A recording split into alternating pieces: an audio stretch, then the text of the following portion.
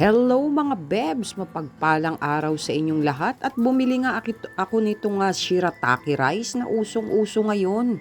Ito yung miracle rice na tinatawag nila na low amount of carbohydrates daw at calorie free. So kung fitness ang pag-uusapan at gusto mong kumain ng kanin, ito daw ang kainin mo. At gluten-free din siya, para lang din siyang regular rice na niluluto. At ayan nga, ang texture niya mga bebs ay maliliit yung kanyang bigas. At medyo malagkit siya pag hinihipo mo. At first time kong makakakain ito, kaya naman nagluto na rin ako ng ulam. Meron tayong nilagang bulalo, ang request ni Bunso. At gusto niya raw makahigop ng sabaw. At ayan nga, maluluto na siya. Hiniwalay ko na yung karne dahil sobrang lambot. Ayoko naman magutay-gutay. So, unang subo para sa akin.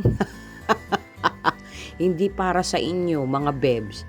So, ayan, titignan na natin kung ano ba ang lasa nito. Dahil medyo naparami yata yung tubig ko dahil medyo mamasa-masa pa siya. So, ang lasa niya mga bebs ay wala siyang lasa. Para lang siyang bigas. Ang texture niya ay para kang kumakain ng oats. Medyo malagkit sa bibig na madulas na parang may saluyot o para kang kumakain ng okra. Something na ganon. Basta para kang kumakain ng Quaker Oats na tuyo. Na walang sabaw, na walang gatas, na walang asukal. Pero goods na goods siya sa akin. Pero mas gusto ko pa rin yung talagang bigas.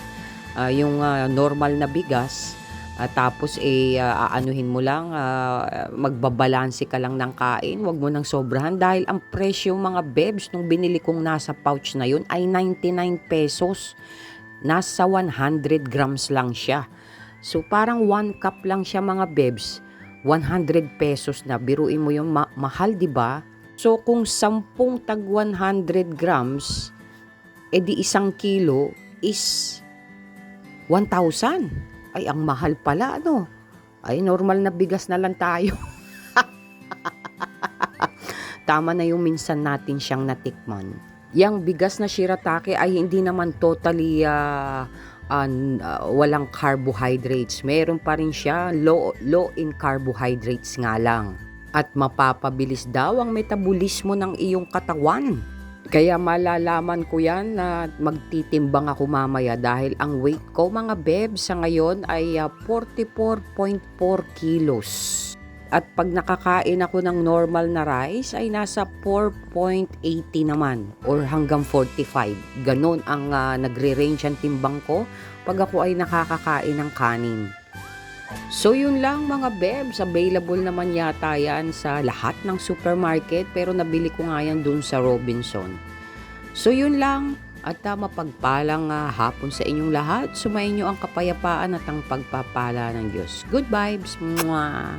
Don't forget to subscribe! Bye-bye! Mwah, mwah, mwah.